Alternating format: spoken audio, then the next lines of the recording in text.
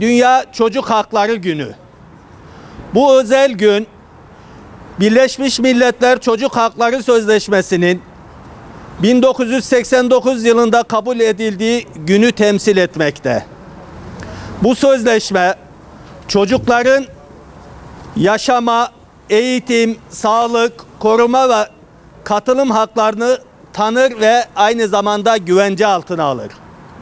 Dünya genelindeki çocukların seslerini duyurmak, sorunlarına dikkat çekmek, özellikle de bugün itibariyle Gazze'deki, Filistin'deki çocukların haklarını burada gündeme getirmek için toplanmış bulunmaktayız. Çocuk hakları insan haklarının ayrılmaz bir parçasıdır. Her çocuğun doğuştan sahip olduğu evrensel ve vazgeçilmez haklarıdır. Bu haklar çocukların fiziksel, zihinsel, duygusal ve sosyal girişimlerini desteklemeyi arzular. Çocuklara mutlu, sağlıklı ve güvenli bir yaşam sunmak, onların geleceğini şekillendirmek için bu sözleşmeler hayati bir öneme sahiptir. Bu vesileyle bugün Dünya Çocuk Hakları Günü nedeniyle UNICEF'in önünde toplanmış bulunmaktayız.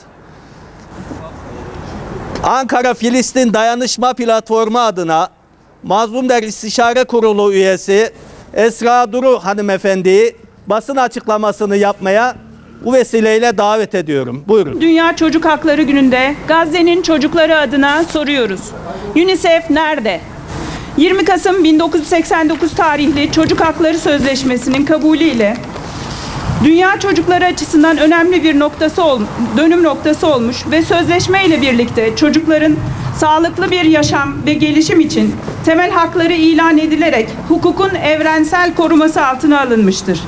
Ancak aradan geçen 33 yıl boyunca dünyanın farklı coğrafyalarındaki çocuklar ön sözünde Birleşmiş Milletler Anlaşması'nda ilan edilen ilkeler uyarınca insanlık ailesinin tüm üyelerinin doğuştan varlıklarına özgü bulunan haysiyetle birlikte eşit ve devredilemez haklara sahip olmalarının tanınması, dünyada özgürlük, adalet ve barışın temeli olduğunu düşünerek hazırlandığı söylenen bu sözleşmedeki ifadelerin samimiyetini sorguluyor.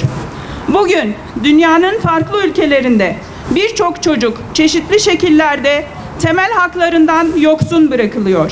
Adeta kapitalizmin kölesi olarak Afrika'nın derin madenlerinden, Uzak Doğu'daki ışık görmez fabrikalara, Doğu Türkistan'daki toplama kamplarından, Ukrayna'daki sözüm ona medeni bir savaşın gölgesinde birbirlerinden habersiz bir şekilde çocuk haklarının gerçekten var olup olmadığını soruyorlar.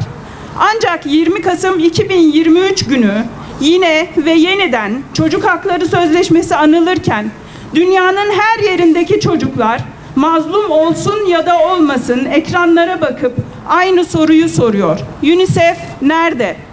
Çünkü dünya tarihinde eşi benzeri az görülen bir vahşet ve soykırım uygulayan ırkçı apartheid İsrail rejiminin Gazze'de yaşlı, genç, çocuk, kadın, erkek ayrımı yapmayan vahşeti adeta kanları dondururken vicdan sahibi bütün insanları hayrete düşüren asıl konu ise dünyaya çocuk hakları dersi veren, çocuklar üzerinden bütün dünyada sözde yardım ve eğitim faaliyetleri yürüten UNICEF'in suskunluğudur. Soykırım, çocuklar ölüyor. Savaş değil soykırım, çocuklar ölüyor. Savaş değil soykırım, çocuklar ölüyor. 2000 yılından bu yana ırkçı apartheid İsrail rejimi işgal edilmiş Filistin topraklarında 12 büyük katliam gerçekleştirmiş, günübirlik cinayetlerinin, insan hakları ihlallerinin, baskı, işkence ve tutuklamalarının dışında 7 Ekim'de başlattığı saldırılarla vahşetini soykırım boyutuna taşımıştır.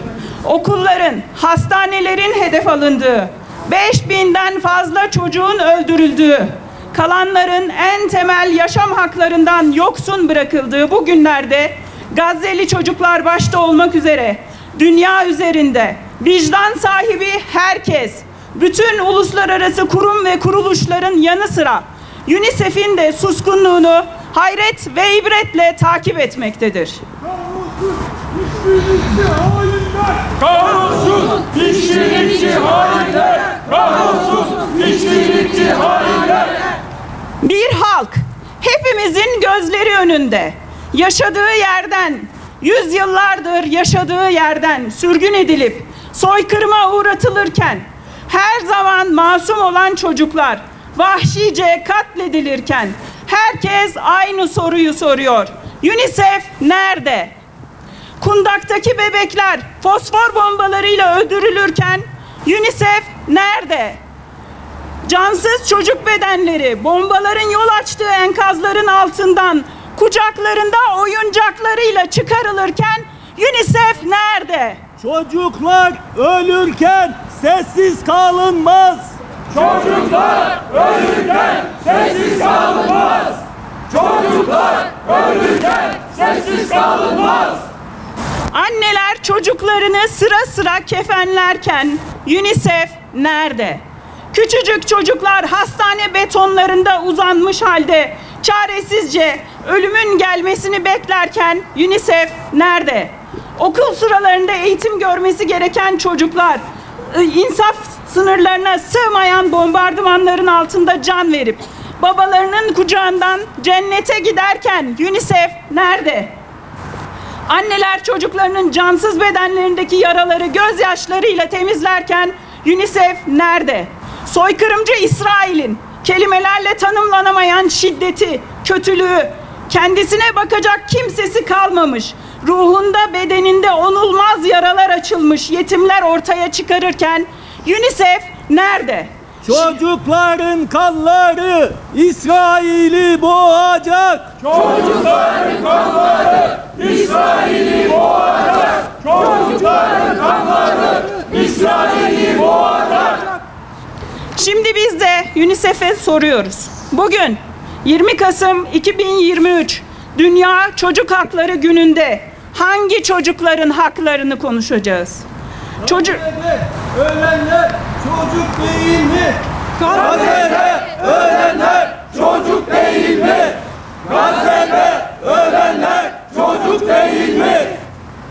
Çocuk Hakları Sözleşmesi ile haklarını güvence altına aldığınızı iddia ettiğiniz çocuklar arasında 10 dakikada bir öldürülen Gazze'li çocuklar yok mu?